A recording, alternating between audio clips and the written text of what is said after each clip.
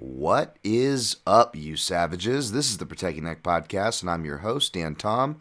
Analyst is work you can find over at MMAJunkie.com. But on this here program, the Protect Your Neck podcast, we break down high-level MMA. That's what we're going to do here today, tonight, whenever you're listening to this. Hopefully it's for the fight, as I'm recording this during weigh-ins. Weigh-ins are pretty much over. At least the main event is official. Some change-ups, which we'll get to. Holly and Paiva's been hospitalized, wishing him the best, but a guy who used to take my beginner's grappling class a decade ago has seemingly made his way to the mark. Obviously, he's done a ton of excellent work on the regional scenes as an amateur and as a pro. That is Juan Camilo Rondero, so we'll talk about him shortly too. But first, check the timestamps, of course. Real quick notes off the top, nothing crazy. Just a really quick recap of UFC 262. Going to try to keep this episode expedited, I dare say.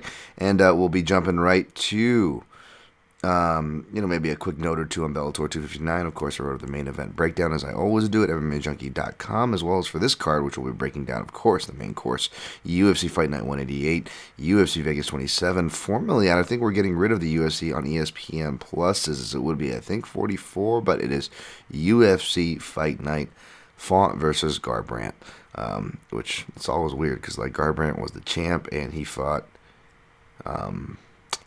35 or in the UFC. No, Font did, I guess, technically, with that Roop debut. But yeah, I don't know how that works, why he's billed first, but neither here nor there. We'll get to that. Check for the timestamps when that starts. And of course, as per usual in all the breakdown shows, expedited or not, if you are expedited for time, as I don't blame you with the window that I tend to record these in this pandemic era, which hopefully, we'll get better at as things get better, right? Hopefully. Optimism, God forbid. Which is rare for me. We'll see, but I'll try to be better about these folks. No excuses. But yeah, you can all skip to the very end where I recap my picks and plays for all these breakdown episodes. So I'll keep my Twitter handy in case there's any other crazy changes to the day. But this should be a pretty up to date breakdown, as up to date as you can get. We'll see what we wake up to tomorrow, or the day some of you listen to this on Fight Day, which is totally cool. Really. It's hard to beat the lines these days with what you're getting, who you're getting. You're not might getting your same guy. You got to research a little more. All the cancellations, yada. So I don't feel as anxious of being late to that party and that be first and that thing that we all kind of get caught up in. 'Tis the culture. So brass, breathe, relax, aim, stop, shoot. Use that Marine Corps shooting method to your bets there, and best of luck. Hopefully you did okay last week. We went, it seems to be the norm, sadly. Granted, low C averages, high D averages seem to be my average overall, but man, it's been like 50 to, D minus lately. It feels like a picks, but picks and analysis, of course, are different things, and picks and bets are also different things.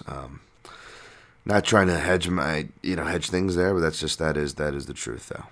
That being said, we will always recap. We also went, I think, 4-3 in straight plays. I fired out a lot of straight plays for barely watching this card. Of course, I spent half of it in the hospital. Not me, my girlfriend. She's doing good. Thank you guys for the well wishes and kind words. It's been, things have been crazy. We'll see what we end up doing next week, folks. Maybe I'll do a recap show. I'm going to save the Amazon reads for that. But if you include the 2 weeks off that no MMA was going on to start the year, if we're kind enough to give them that stat, next week will still only be the 5th. You can still only use one hand. That's right. Will only be the 5th UFC free weekend, and it will only be, I believe, again, 4 or so if you count the 2 where there was no MMA at all in the beginning of the year, first 2 weeks. But if you don't count the 2, I think it's still only 2 of those weekends were either one. I think maybe in only one of those weekends was didn't have Bellator, because I think one of them was UFC free week, then we had Bellator 1 and a bunch of other shit. So it's yeah, feeling it. So it's next week's an actual no Bellator, no PFL, no UFC. But aside from a recap, last time there was one of these weeks I overdid it, folks, and I think that's what burnt me out, because I didn't take my breather. And what did I do? I think I gave you guys 3 shows. I did the recap with my man Brad Tazchuk. Shouts to Brad. And then I did 2 top 5s, right? So that I kind of overdid myself. Now I have a lot of top 5 guests in the waiting. Fucking my man Chris Rennie's been waiting forever. By the way, shout out to Chris Rennie. Just pre-ordered. The fine art of violence. So I have my original copy in front of me. I'm getting a copy 2 coming my way. I'm really stoked on that. Go to Chris Rennie, RINI.com, and follow at Rennie MMA. He does the artwork for Bloody Elbow. He does excellent art. You should support his art and his work. Just a good dude. I've been meaning to get him on. He recommended we do top 5 club and subs, and he recommended another one apparently. I'm going to get him on for one of those. And then I know my man, shout out to Dan Albert, typewriting DA. I should know his Twitter handle by now. But of course, as Connor Rebush puts, he hangs out with those vaping scooter kids at the fight site. As they say, shout out to, of course, the fight-site.com. And, one of my favorite analysts, speaking of, people in the space who are awesome, Ryan Wagner, at Ryan A. Wag, MMA. He came through with the Dan Tom Jerkoff GIF. I know, it's weird. So now you guys can take that and use that. I know my man Pulver from TSOV Pod was asking for that one, so you guys can feel free to use it. It's a great GIF if it wasn't me. It's like, for me, it sucks because I can't use it, because it's like wearing a T-shirt of the band that you're gonna go see, or like I still have band T-shirts, by the way, if anyone wants some Night Runs Red T-shirts from like fucking 15 years ago. It's like if I wore one of my own band T-shirts, it'd feel really douchey. But yeah, you guys can feel free to spread the joy of jerking. Jesus, Dan, where are you going with this? You were on I was supposed to be recapping UFC 262, wasn't I? Let's got a little sidetrack. Stay on target. Hopefully I didn't, leave too many things hanging off that thread. It's early, folks, and I didn't sleep that well. I keep staying up late to watch shit. Like, I was watching... we'll start something, and then the girlfriend will fall asleep, and then my completest nature is stuck staying awake trying to finish things, and getting mad at like the people in Black Summer for not like closing doors behind them.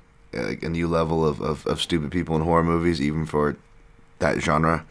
And then I think I watched American Me, which was another pleasant thing to watch. I was watching a bunch of World War II shit like all week, and then I kept having dreams of like fucking. Like war and mayhem, and let me change things up, prison rape. All right, back to the recap on that note. Jesus, Dan. Wow.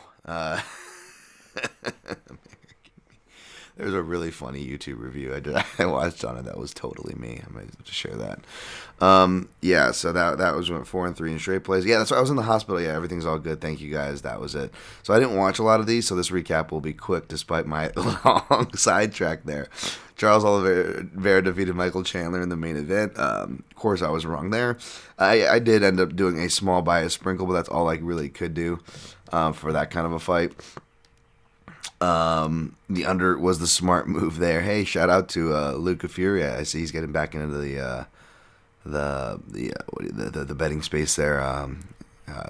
Always been nice to me.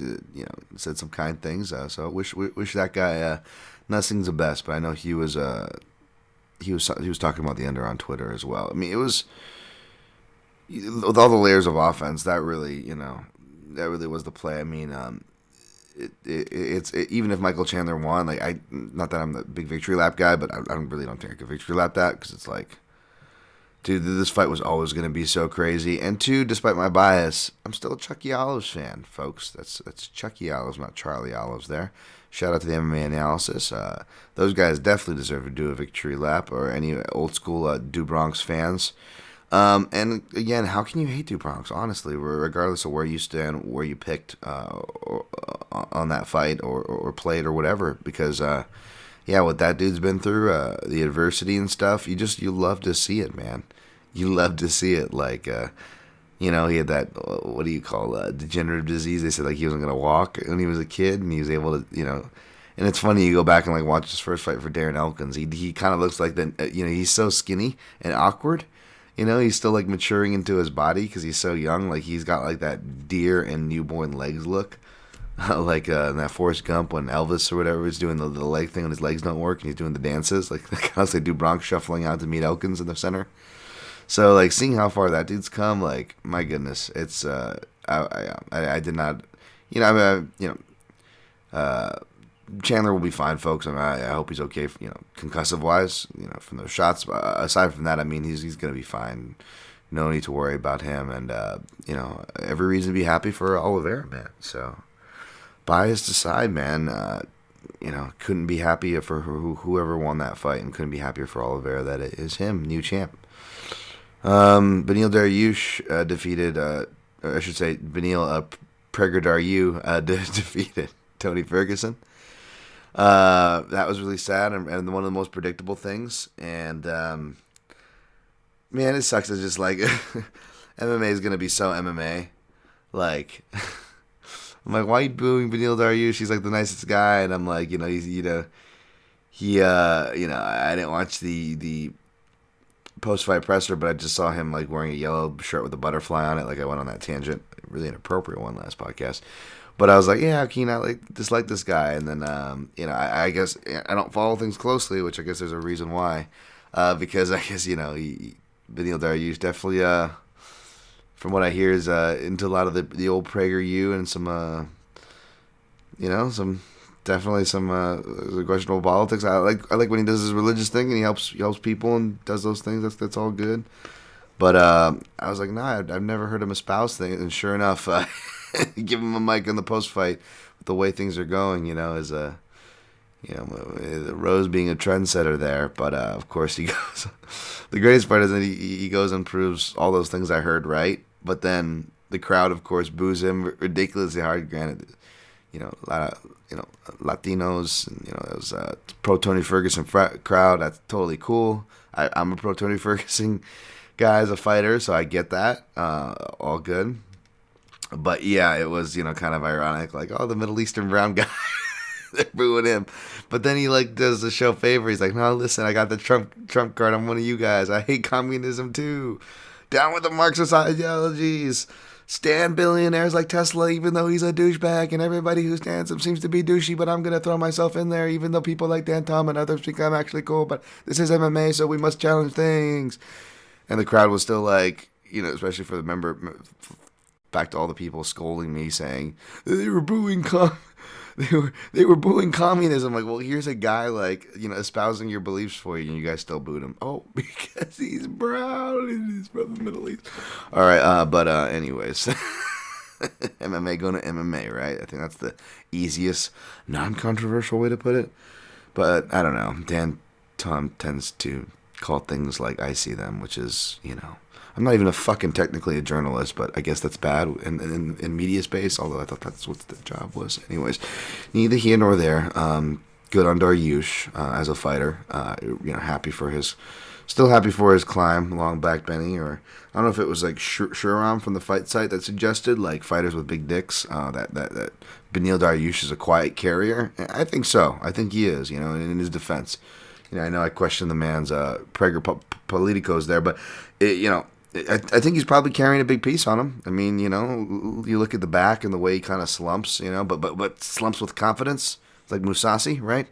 All right, Dan, move on. Jesus Christ, move on. Rogerio Bontorin defeated Matt Schnell. Shouts to my man John Rico, who always looks like Matt Schnell, but did not fight a good fight there. Schnell did. And Bontorin, despite being short notice, missing weight in a weight class up, I believe. He showed like a pretty measured game, which is pretty crazy. Granted, what he was given, he was able to do it, so who knows. Caitlin Chukagian defeated Viviane Araujo. I didn't watch this one too closely to argue with the scorecards. I saw some people tweet there was an argument for Viviane. I'm not sure.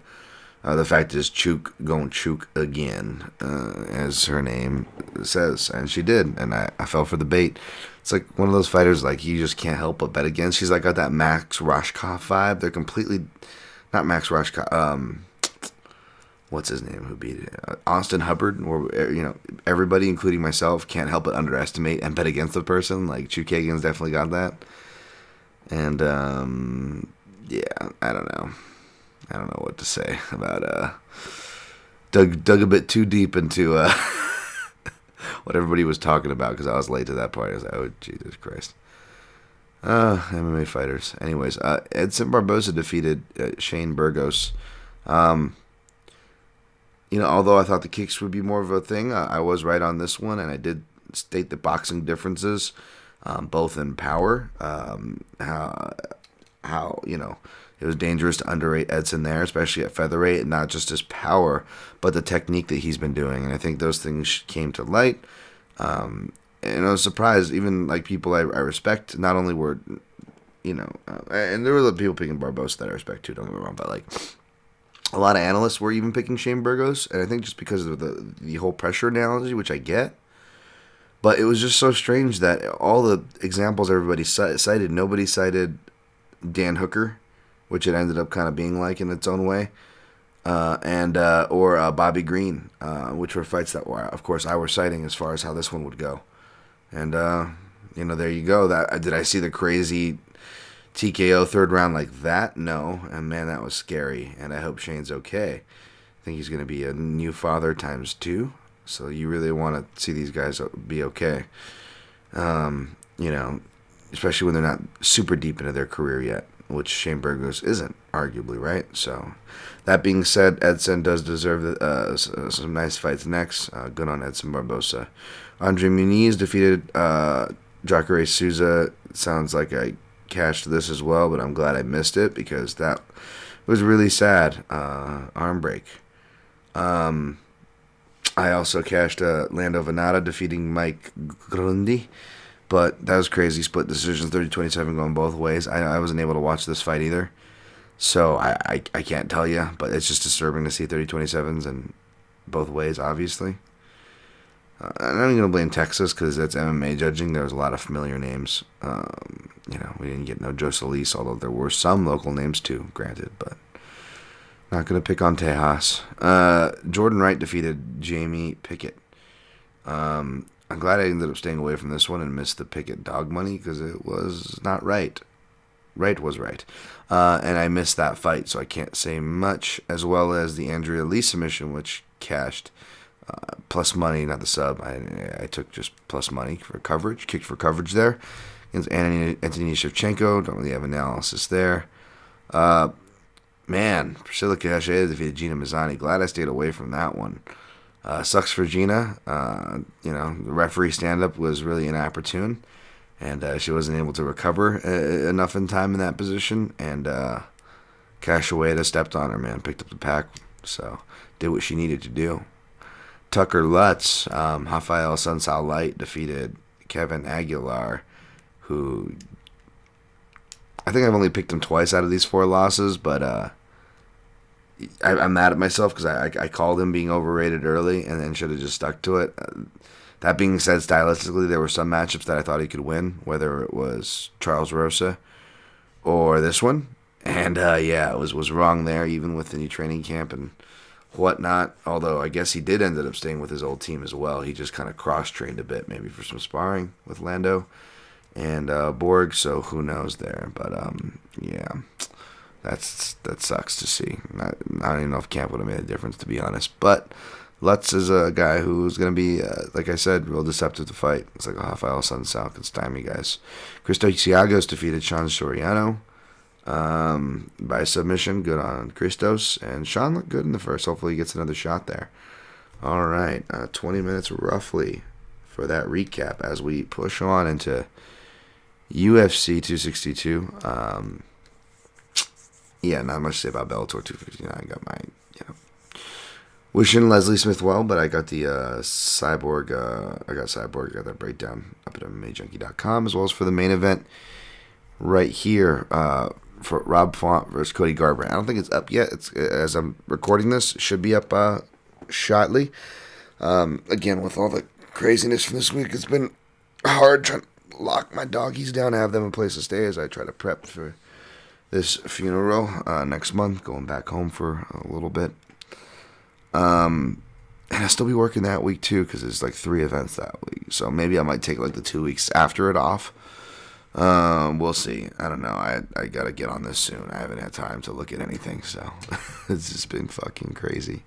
So we'll try to get through this pretty fast. Although I do have some decent amount to say. So I did do a decent amount of study for this. Is such a fun fight of bangers at 135 between Rob Font and Cody Garbrandt. Yeah, man.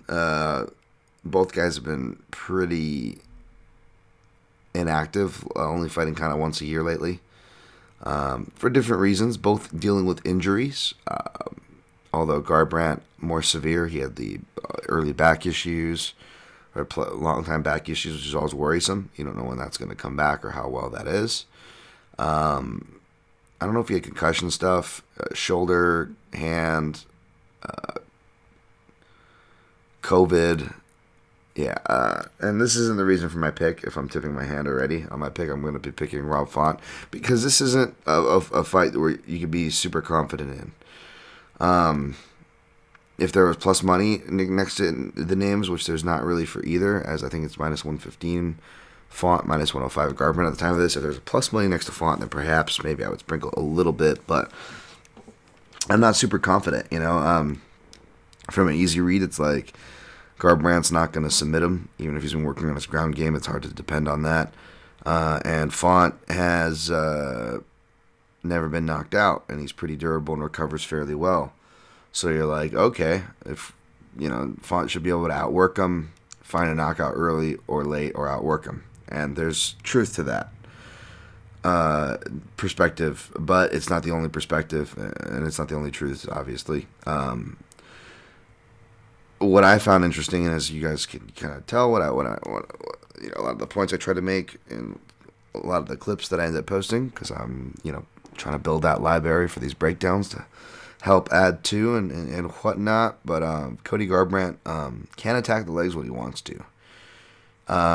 He did it a bit in the Cruz fight, over 5 rounds, and he did it in his last fight against the Sun Sao, which you forget about because everyone thinks about the highlight knockout, but he actually hurts the Sun Sao a bunch of times, does some cool stuff, and is pretty consistently attacking the legs, both sides, which is going to be a very useful note because Font has traditionally taken damage there at a fairly high clip.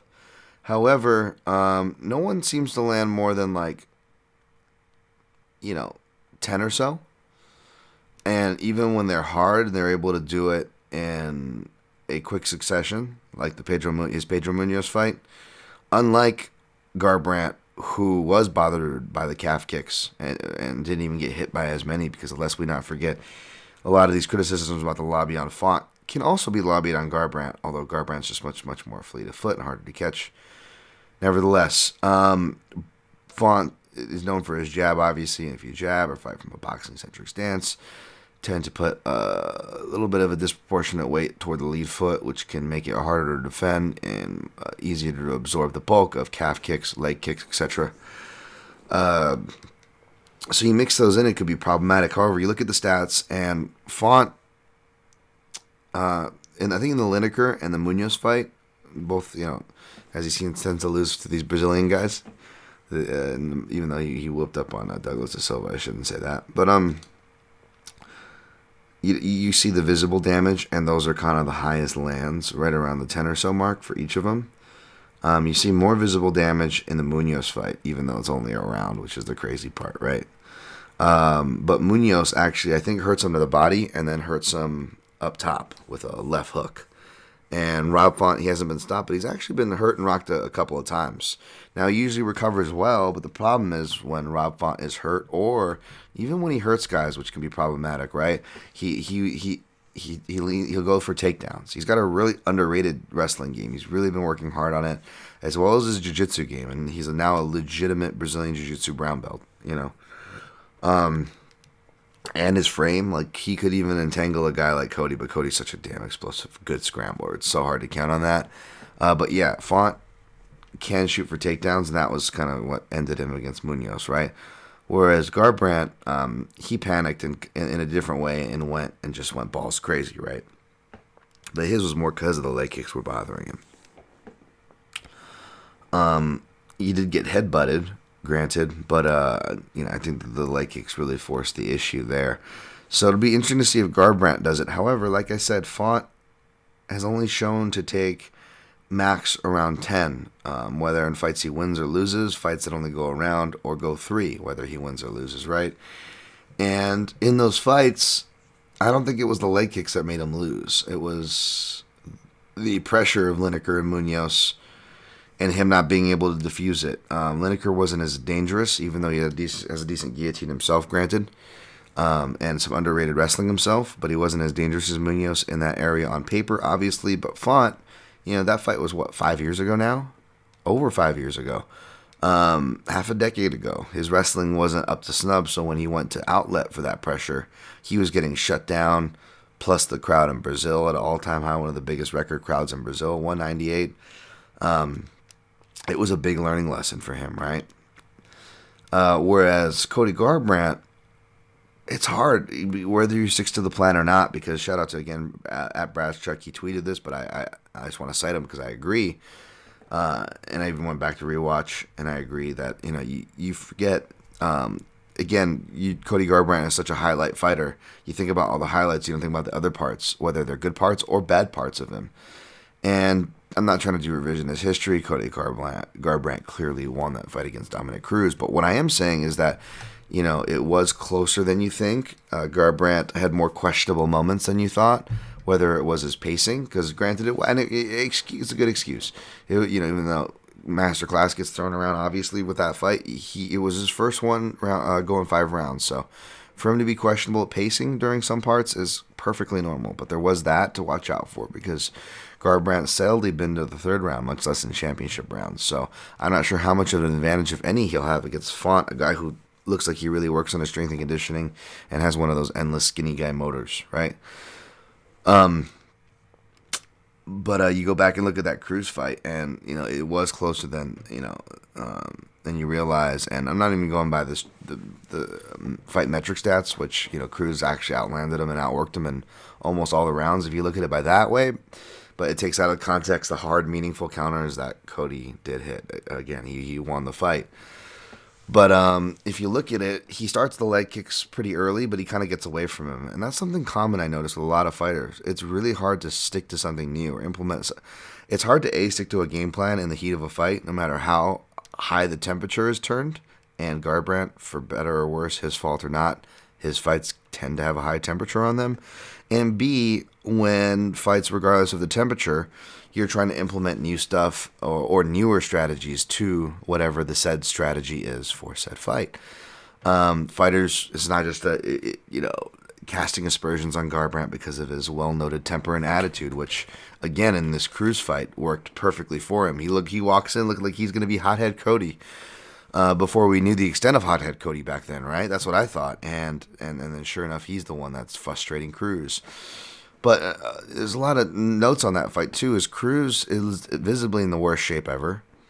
This is also the mark of not just on paper where you could project where he should start to downfall by age and miles, but where he visibly starts to downfall.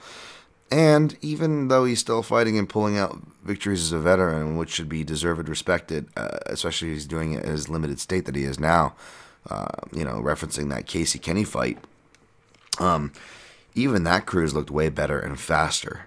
It looked like something was wrong with his foot, and Cruz, there always was injuries, but he tried his best not to make him his excuses. But even before it came out that he came into that fight with a foot injury, you could tell just by rewatching it.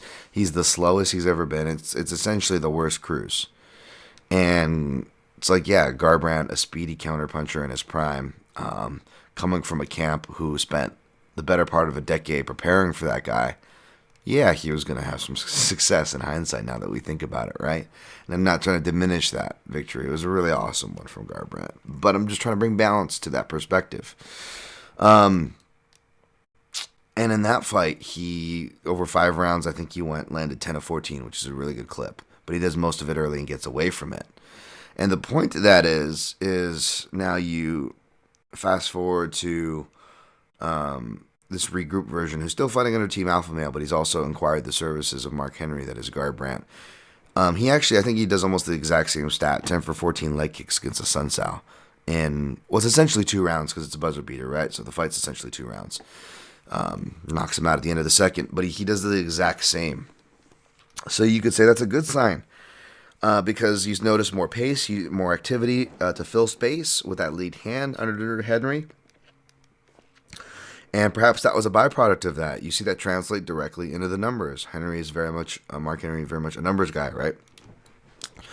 So that you could look at that. That's a good sign. He's going to need to, and it is a good sign on a basic level, And he is going to need to attack those legs, but he's never to this point attacked more than 10 of those leg kicks, and it can take maybe just 1 or 2 of the right place calf kicks to really fuck up a guy's night. But everybody's been kicking Font's legs, and it doesn't seem to bother him. He almost has that Max Holloway-like durability, and a lot of his game, I could see why that camp wanted to take a fight with Max, even though it went really bad for Kattar, obviously, right? And obviously not the same level, not the same height or length, but Font is pretty long, and watching him, man, he's got a lot of Max Holloway to him. I don't know if someone was trolling. I saw a tweet going around trying to compare Garbrandt to Aldo, which I can't really do, obviously. But I don't know if that person came across it the same way I did, which it got shut down real quick in my mind. But it was because I was comparing Font to Max Holloway. And he has a lot of that vibe in him. The way, from the way he's letting his shifting combinations fly back in that Douglas Silva D'Andrade fight. And he's showing a lot more southpaw looks here. And in fact, we didn't really get to see it, but against a guy who I got to imagine was going to try to kick his legs, which he didn't, by the way, because he went with a complete different game plan that is Marlon Moraes with takedowns. He actually attempts 0 leg kicks in that short round 1 firefight. But the little detail that I missed the first time is that Rob Font, he comes out of that fight looking to fight southpaw. Now, Font's not like a normal stance switcher where he like bullshits you and then just throws a really obvious naked lead body kick, right? Which, unless your name is Giga Chikadze, you're not going to get away with that very well. I don't think, at least anyways. Font's very clever, though. He's more like because Holloway fought a lot of Cub in southpaw. And I like southpaw Holloway, but Holloway will also just kind of cleverly shift in combination, and that's more of what traditionally Font did. He actually came out looking to fight southpaw, and I'll be curious if he does that again here, which would be dangerous. It'll line up Cody's. It'll really invite Cody's lead right, clean up hitting left hook that he traditionally likes to throw. But I'll be curious to see that. Secondly, similar to Max Holloway, where you can get tricked, and he does get hit by a lot of leg kicks. And if you're a guy like Volkanovski, you might not be able to cripple him, but you can still win rounds and win the fight from it, right? So Font's still got to be careful here with the leg kicks accruing. But he seems very Max Holloway-esque, not just in the durability and then the way he'll fire off of him and use him to counter, because like a lot, but he actually has some evasive stuff too. He'll do subtle checks. He'll get out of the way of them. He'll do slow, deliberate shifts or kind of marches as he steps forward to kind of draw them out or give different looks and change up the looks of the striking in case they are looking for legs, and then start sticking them up high. Or since, again, remember that Rob Font actually came from Mark Delagrati. I think he's like some kind of a ranking in like the traditional ranking of Muay Thai. I forget what it's called. He actually has it in his bio. But he's really good with leg kicks as well. And if a guy starts kicking his legs, he'll start kicking them back in return. Or what he'll do is he'll either return kicks, or Font, if he knows a guy wants to kick his leg, he'll kick their leg first, knowing that's going to make them definitely kick back. And as soon as they kick back, he's got a 1-2 just hardwire counter down, and he's going to sit on. It's almost like he knows his legs are durable. And so I don't know if that's going to be a promised land, but I felt it was worth highlighting. However, if I was coaching, I would still coach against Font. I would still coach to attack legs, but I would say more to the body, because Font tends to shell a bit, and he's long torso for bantamweight. His body's going to afford that. By the way, I laugh how they're both listed at 5'8" on the UFC.com. They're giving him the Rafael Dos Anjos treatment, Garbrandt, Because Garbrandt, I'm surprised being him listed at 5'7", which is what he's been traditionally listed at. But Garbrandt's definitely 5'6", whereas Rob Font is like closer to 5'9". I'm 5'9" and I'm taller than Font, but like he's definitely closer to 5'9" than he is 5'7". So these guys are going to be listed at the same height, but in reality they're an inch apart, and visually they're going to look 2 inches apart. It's going to be hilarious, folks. But you know how Dan Tom loves calling this shit out, and it's one of my most accurate reads when they go to face off. So there's that. So that'll be interesting as far as the leg attacks go, to see if they're as valuable as they may be, as that trend may lead you to believe. But with whether it's the leg kicks, it's the overall output that I noticed with Henry, right? That's his MO, right? And it's good because it's going to keep Garbrandt in a line and process, and he's a very low output fighter, which can be dangerous, and he's an emotional fighter, which can be dangerous. So if you're looking at it from like a doctor perspective and a prescription, that's a great prescription. However, I'm curious because not only have we not seen Cody, in 3-round fights, much less 5-round ones a lot, right? And not only are we going to see Cody post-COVID, right, and post all these health issues, but we're going to see Cody, if this fight does go long, which I don't see it going long either way, folks, by the way. I'm thinking about laying the under 2.5 at -130. I haven't laid it yet, but I'm thinking about it because I do see this ending. I do like that frame. If it goes longer, again, another reason why I'm not sure Garbrandt will have the edge is because how is he going to look with the Mark Henry pace, right? I mean, with his low output pace, he had to like even kind of measure himself even more and like do bullshit, trash talk, and a lot of resets. A lot of that was buying time.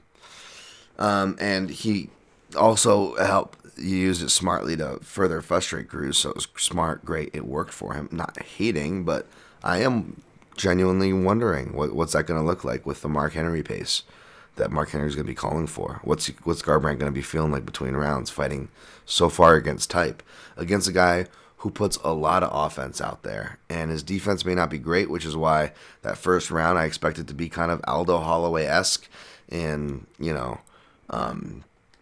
it's like Max knew he was going to get countered and hit hard at that round, and even though he was still able to apply pressure on Aldo, that invisible pressure without throwing a lot, which Font can also do, I still feel like he should have, even though he ended up winning that fight, and that's one of my more prouder calls, is that breakdown, calling the Max Holloway over Aldo one. But I still remember just being like, oh, you need to throw more, Max. You need to throw more.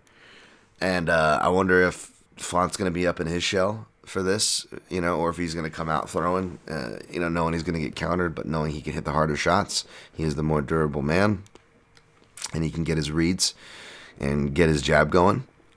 But if Cody can read that jab, if Font doesn't feint it, then that's going to be problems. But one of the reasons why I picked Font is because he didn't do a really good job at feinting his jab early with Delagrati. And you can even hear commentary kind of picking up on that.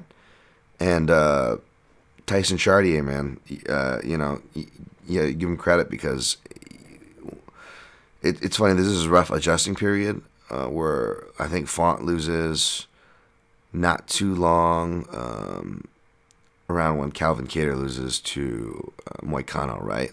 Because they're adjusting. I don't know what happened with the Mark Delagrati stuff, or if maybe Mark stopped coaching in that full capacity and couldn't. And Tyson was already managing and coaching them as well, so they did the New England Cartel thing now. But after that adjustment period, and those guys both take a loss around the same time in 2018, at least for Font, the feinting really steps up, and you hear Tyson really saying it in his corner, which I like. It's really needed. And it's going to be very much needed here, because if Garbrandt gets a read, we see something like where he hurts him enough and him off his game enough to use that momentum to kind of build a victory like Lineker did, right? Even though Lineker didn't get a finish. Maybe we see something like that. But again, 5 rounds is a long way to go for Cody to stay in line if he can't get Font out of there. Which is why I'm going to go with Font. Both these guys have really good eyes and exchanges. They adjust well on the fly. But but I still feel like Font has the better improvisation, whereas Cody, his improvisation is he gets mad and goes to Cody gear, right? That's the second gear, which is not going to be good. Even if he's got a tentative Font, he's able to scare Font off, but then goes too crazy. He can just give the fight right back because we've totally seen that before. And Font can counter, although I wrote this note.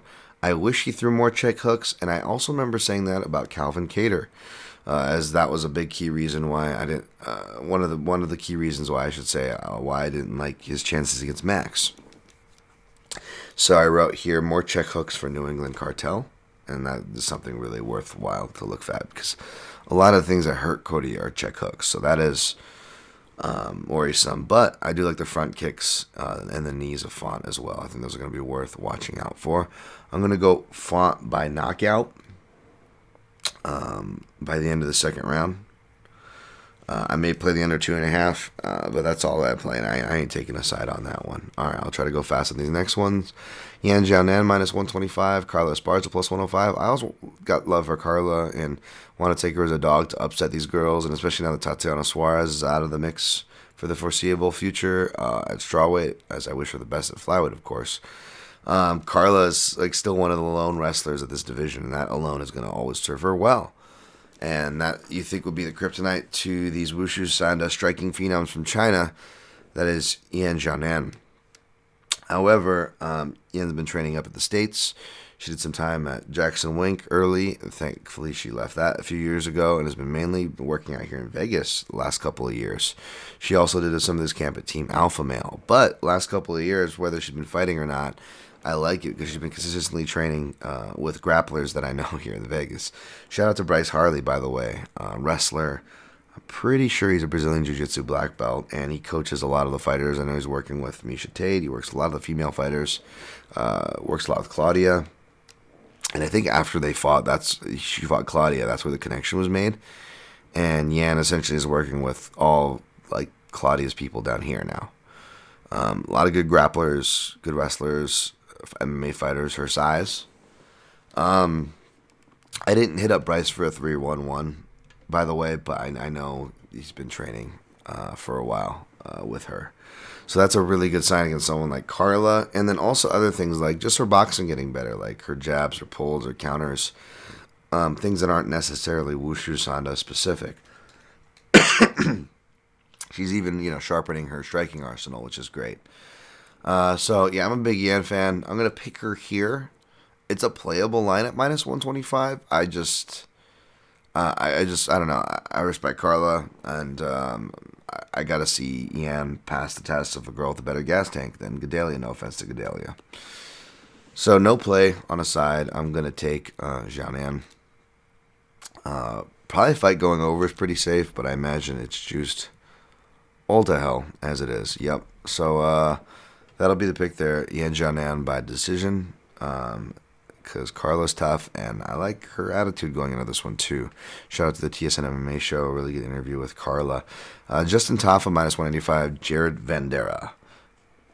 Vandera. Give me sight beyond sight. Took a flyer on Vandera last time. Was a bad move. I'll take Tafa this time. But Vandera is a black belt in Brazilian Jiu-Jitsu, so if he gets Tafa down, it could be trouble. I'll take Tafa, not confident at all, especially in that line. That's an avoid for sure. Next fight, not necessarily in an avoid. Maybe, if that Spencer line comes down from minus 175, I may take it, or maybe I should play it now because it is of value. She initially opened at like minus 350 or something, which sounds about normal. But she's minus 175 to Normal Dumont, who is currently, at the time of this recording, plus 155. Dumont is a Brazilian Jiu-Jitsu brown belt, a bit thick set, some Wushu Sanda as well, so she takes the fight from the clinch there. She should be fighting at 145. I think like a lot of 145ers worried for their career maybe, so that sucks, but at least she's healthier here. So I'm going to go Spencer, and I too am perplexed to the line not being spread as wide as it should. Spencer's with a new striking coach, which I think is a good sign, although there is an adjusting period. But she's had a year to work out the kinks and whatnot, and the striking is the area that she needed to improve on. Her hustle, she likes to get after it in the small cage. Dumont will probably oblige her in the clinch, but with Dumont being pretty strong, muscular, thick set, and a brown belt herself, maybe she's not as easy to submit unless Spencer's able to get a clean back take early. So I'm going to go by Spencer by sub. I may sprinkle on the sub. However, I would prefer to kick for coverage here and lay the chalk down, which means I would also like a better price than minus 175, albeit already a 50% discount roughly, right? So I don't blame anybody taking Spencer in any way. I'll be looking for a way to probably back her, but I also see why the line isn't as wide as many of us, including myself, may suspect, and want to respect that as well, which is why I would rather kick for coverage. But don't blame the sub prop. That's the official pick for me. David Dvorak, well, we don't have, I don't think, an updated line because he's not facing Holly and Paiva. Hopefully Holly and Paiva is okay. Early line at FanDuel, David Dvorak 460, Juan Camilo Renderos plus 360. Dvorak's obviously going to be favored here. He should be the pick, but I'm going to pick Juan Camilo Renderos. How can I not, man? I remember this dude just rolling in on his motorcycle back in like 2012 when I was covering on the regular teaching, I should say, Wednesday night adult beginners classes and doing kids classes on Tuesdays and Thursdays. Juan Camilo was one of the smaller guys that came in, so I taught him a lot of half guard and turtle stuff because he was just going to have to be scrambling out from the bottom and in re-wrestling positions. And, you know, he'd always call me coach, which I thought was cute. I go to New York to, you know, chase a lady. I come back, you know, a year and a half, later, and Juan's still training. You know, he's about 2.5 years in, and, you know, there's a big size difference. Even, you know, he's a 125er. It's not the biggest 125er. But still, I'm like, this is like a little Cain Velasquez. Like, I was the one having to go to use my own turtle tricks to survive as he just scrambled and danced around me. He's like a little Tasmanian devil. And now he will probably kick my ass ever since then, probably. I mean, the dude's just an animal. And he's been, then of course, you know, he was amateur fighting, winning titles, then he went pro. I'm like, wow, it's just been so crazy to watch. He was fighting on that UFC Wednesday Night Warriors or whatever that show, that WCF or whatever it is. I think he even got like a title there. Lost a tough fight. But he's just a hard worker, man. Really well-rounded. Good kid. I can't tell you his exact MO as I haven't been in the gym for a while or trained with him in a long time. But there's obvious bias here. I remember I had to yell at him to stop calling me. I'm like, dude, I barely train here anymore. You can kick my ass. Stop calling me coach. And he finally did, thankfully. But he is such a sweet kid. So I'm definitely going for Juan Camilo Renderos there. So, all right. Obviously, don't follow me off that cliff. I may sprinkle in them too if that number gets ridiculous, which I imagine it will. Jack Hermanson minus 145. Edmund Shabazian. Shabazian there. Talking like I'm from Pennsylvania. Sorry. Shabazian plus 135. Man, this feels dangerous. This definitely feels like Dogger Pass territory. I ended up picking Hermanson in staff pick, so I'm going to stick with that. But kind of like I tweeted to Zane Simon, it feels like it's going to be an early game of 52 pickup before we see if there's a live Joker in the deck.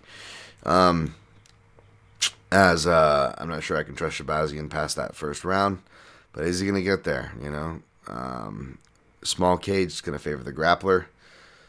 Maybe some bad flashbacks or PTSD for Edmund. We'll see if Edmund wins. I wouldn't be shocked. Good luck if you bet him because it is a dog or pass fight. But I'm going to go Hermanson. I stayed away though. Bill Algeo minus 115. Ricardo Ramos plus 105. I think this is another one where the odds makers caught on where the sharps were at. And I know a lot of us liked Algeo at plus money. But coincidence, it gets rebooked and he's opened at minus money. Go figure. Still going to take Senior Perfecto. I know he's been subbed twice. That was early on in his career. He has since worked really hard in his jiu-jitsu. He's been a black belt for some time now. I really like the scrambliness of his wrestling, though he could get in trouble there with a back taker like Ramos. But being a teacher, hopefully that's also helped round Algeo out. And hopefully he will keep those fundamentals in mind, because when you teach, you definitely don't want to lose or get your back taken by stupid shit. I remember that pressure. That was one thing, funny thing about teaching, especially looking the way I do. Even when I was in shape, I was not intimidating folks in the slightest. And even I remember one of the classes that Juan was in. This older, he seemed really just super kind and like old school martial arts dude. But he was, and he was like in his 40s, early 40s, granted, but he was also like 6'4" and fairly muscular. He had Dan Tom's 5'9" Asian ass. And he started kind of questioning the things I was teaching in the jiu-jitsu class, and like especially the turtle stuff, saying, "Oh, it's not going to work." He's like, "If I get your back, it's done." And I'm like, "All right, okay." And sure enough, when I was rotating in with them because we had an odd number, so I wanted to make sure everyone was getting work. And the dude just went aggro on me, like was trying to bully me and make a point. And I was like, "Fuck, man, he's really gonna make me work for this."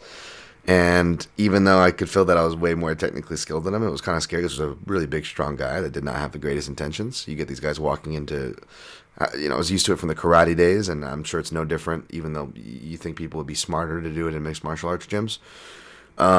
But yeah, I ended up having to take the guys back and strangling them in a very polite way, while keeping the mood of the class nice, so that nobody did not alarm anybody else of it. And thankfully, the guy, I gained his respect afterwards. But like, I was like, holy shit, I would have looked really bad if that guy fucking took my back after him challenging the lesson and me saying, "No, this is not gonna work."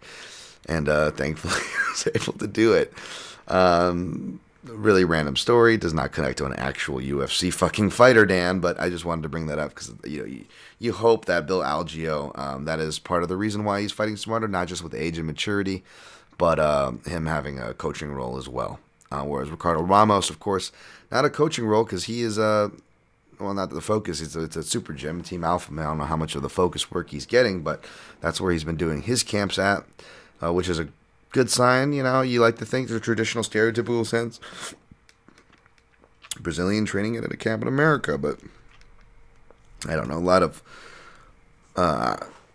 lot of changes and a lot of outsourcing there. So a lot of good stuff, but I know it's a lot of outsourcing as well. But they got Mark Henry up there for Garbrandt traveling up there. You got Kieran Fitzgibbons and CSA working almost like as a partner gym. So there's a lot of good influences there. It's just hard to know what you're going to get. In other words, I guess is what I'm trying to say. I'm not trying to throw shade. And with Ramos, it's hard to know what you're going to get because the guy barely sees decisions. He just tends to fall apart. He'll have good positions, and if he doesn't finish, it's almost like he falls apart. So in those kind of fights, he's going to obviously be dangerous. But of course, I'm going to go with a grinder like Bill Algeo, who can still find finishes, scrap, and will fight for your money. I may play him straight still, even though I'm a little sour at that line. So we'll see. All right, we got Ben Rothwell minus 345, Chris Barnett plus 315. I'm gonna post this. I was looking at Chris Barnett's UFC bio. Shouts to my guy John Morgan over there in the MMA Roadshow. Sent me the bio sheet, and I was like looking at Chris Barnett's. I'm like, dude. I think it says strengths. It says grit. Oh, it says personality. Something else and grit. Personality, cardio, and grit. I mean, who puts personality like? It reminds me, it was that Pulp Fiction scene where they're talking about pig's a filthy animal. Dog's filthy. Dogs eat. Dogs shit. Yeah, dogs got a lot of personality. So I don't know how much personality Beast Boy has, but I feel like he's going to get subbed here. Apparently, he's only 5'9" at heavyweight, so he's like my size against Big Ben. He is a striker, but he's also, whether it's in boxing or kickboxing, susceptible to being knocked out there as well. So I feel like he's going to get rocked or tired against Rothwell after hitting him and realizing Rothwell's still there. And then he's going to like just shoot or something stupid for no reason and get guillotined. So I'm going to sprinkle Rothwell by submission plus 675. It's a good way to play a minus 345 fighter that should win. I think. We'll see if I'm right there. Court McGee minus 110. Claudio Silva, new level. Plus 100. Sorry, that's my Claudio Silva impression.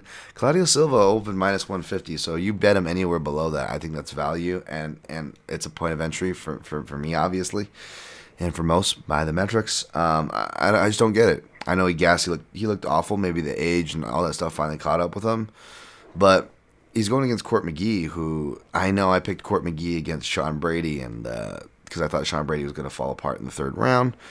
Which, Court McGee had some momentum there, but obviously Sean Brady, we found out, was way, is the real deal. We found that out. So, stupid pick for me, but it was a flyer. But I mentioned that to not just shit on myself, but to show that I'm not just shitting on McGee here. I've defended him before, but I don't see it here, folks. I really don't see it. I know McGee's never been submitted. He's really deceptively scrappy in that, but Claudio Silva in the small cage, man. I think this guy's a second-degree black belt, I want to say, Claudio Silva. But he's legit. He'll do some damage. And he may gas out, maybe surviving round 3. But I think he can actually get McGee out of there. So I'm going to take Claudio Silva straight up. If you can get plus money, I'm trying to wait for the plus money to pull the trigger, but I was thinking about it minus 105. I have him written down here. Completely honest, I haven't pulled the trigger yet, but he's on the menu. It's on the menu. Along with Bill Algeo, mate, possibly. We got next. We got Bruno Silva minus 370, Victor Rodriguez plus 230. I didn't do any study on this, so I'm gonna take Silva. I put it on the avoid list. Yeah. Same with the next one, Josh Coolabao, Couliabao. Minus 245. Yilan Shah plus 225. Yilan Shah, it's got like a full name that's like harder to pronounce. He comes from China, and he has a bunch of wrestling accolades and was a champion in some region. I don't know how that translates, but that is his style. I didn't go and watch him. Josh Couliabao, pretty scrappy, well-rounded. I'll take him, but avoid. I had someone ask me about this in the week, and I gave him my opinion, and I'm going to stick to my opinion here, and because I was right about the opening line, although I was surprised on the movement, as it was open pretty much as a pick'em, but Hadzovic now a minus 125 favorite. No, he was opened as a dog, and now he's a favorite. Yancy Medeiros plus 115. I think I'm going to play Yancy here because he was my pick. Someone asked me what they thought, and I said I think Yancy will probably be lying close to a pick'em with maybe Yancy as a slight favorite. But you got to ask yourself, is Demir just at Rumble Sports in Copenhagen, or did he do a lot of training like with Mads Brunel down at Extreme Couture here and cross training this way? I didn't see it this time around. Whereas Yancy Medeiros, is he training in Hawaii, mainland, or he mainly trains in Hawaii now, training with Max. And Yancy is in Hawaii. He looks like he's training with Max as well, and the normal gyms, Gracie Technics, Hawaii Elite MMA, making his rounds. I don't know if he's been working with Darren Yap, but he looks like he's in great strength and conditioning shape because it is at 155. Not that you've had to worry about Medeiros missing for a minute now, unless he's fighting on short notice. But he looks in great shape, and he's gambling on himself because it's the last fight of his contract. Hadzovic is deceptively good in the clinch and deceptively good on the ground. That's why I like him, but that's also where Medeiros is. He's the better wrestler than Hadzovic. Medeiros, deceptively good wrestler. You just forget that because he's put against like really good wrestlers like Gregor Gillespie and shit. And deceptively good ground game too. So I don't see Hadzovic having those edges. And on the feet, Hadzovic, he could hurt Medeiros, but we've also seen Medeiros recovers pretty well. You really got to really lay it on him. And Hadzovic, he's not the best process fighter, although he can win decisions, but he can also be hurt on the feet. So I feel like Yancy can counter him. I think Yancy can outpoint him. I definitely think Yancy can outgrapple him. So to see plus money on a guy that's gambling on himself, I can't help but oblige his sentiment and gamble on him. So, I'm going to be laying a little bit on Yancy as well here. So you can put him down for the possible straight plays to join Spencer Algeo and Claudio Silva. New level. I'll recap these at the end. And lastly, but not leastly, Damir Ismailov. I don't know, dude. Look in the mirror. Minus 545 against Rafael Alves, plus 465. Yeah, that was Alves a backup at 155. Apparently he was on weight, but his wife suffered a miscarriage the day of, which was really unfortunate and messed with his head. So he ate his way out of the fight. So that's why that was that salmon excuse. So we should all be careful before we speak. But yeah, I hope all's well there and he can pull past that, him and his wife. But odds are stacked against him here. I'm going to take Ismagulov. I don't think it should be as wide. I know he's real consistent with his jab and his movement, and he's really well-rounded. But yeah, I don't know. You can see Alves maybe changing the game with some of those calf kicks coming from the MMA Masters. That's kind of, he throws heavy. And Ismagulov can be heavy on his lead foot, so that's something to watch out for. If this line keeps going up, I feel like I need to sprinkle on Alves out of principle. But the pick is Ismagulov here, and I'm probably just going to avoid it, to be honest, as I wrote it on the avoid list here. So, yeah. Okay, let's see how he did on time. Bad. It went past hour. I don't know how expedited it is, but oh well. Let's go. Taking Font over Garbrandt, taking Zhang over Esparza, taking Tafa over Vandera, taking Spencer over Dumont. That line keeps going down. Jeez. Taking biasly taking Ronderos over Dvorak, taking Hermanson over Shabazian, taking Algio over Ramos, taking Rothwell over Barnett, taking Silva, new level, over Court McGee, taking Bruno Silva over Victor Rodriguez. Hey, shout out Vic Rodriguez. Taking Coolabao over Shah, taking Medeiros over Hedzovic, taking Ismailov. I don't know, bro. Look in the mirror. Over Alves. Gonna take a stab at Yancey. No parlay pieces. Gonna take a stab at Yancey. We'll probably take a stab here at Claudio Silva. I get a plus money, especially. We'll probably end up taking a small stab on Aljo at minus 120, and we'll probably end up laying it on Spencer. Now I'm seeing her down at minus 170. I don't know if it's gonna get better than that. Props may lay that under minus 2.5, 130 in the main. Spencer by sub, you can still get it for plus 295 if you like it. And Rothwell by sub, plus 265. I'm going to sprinkle on that. Avoid Tafa Vandera, Coolabao Shah, Silva Rodriguez, and Magulov Alves. Thank you guys for listening. Again, I'm going to skip the read-throughs. I'll do the read-throughs next week. But if you guys want to keep supporting on that end for this free content, I would appreciate it. MixedMartialAnalyst.com. Click through the On It banners for your On It purchases, or the Amazon banner for your Amazon purchases. I know we don't like to shop from corporations, but if we do, there's a way to support people with no extra money to yourself, a small portion of your sale, no extra cost to you. We'll get kicked back to this here podcast, which is greatly appreciated. Or if you want to donate straight up, there is a PayPal donation there, but I always feel bad advertising or asking for anything like that, because some of y'all do that way too much, by the way. Thank you guys for sticking with me, trying to get more consistent with these, trying to get these out better as things maybe get back to normal, hopefully here. So yeah, wishing you guys the best of luck.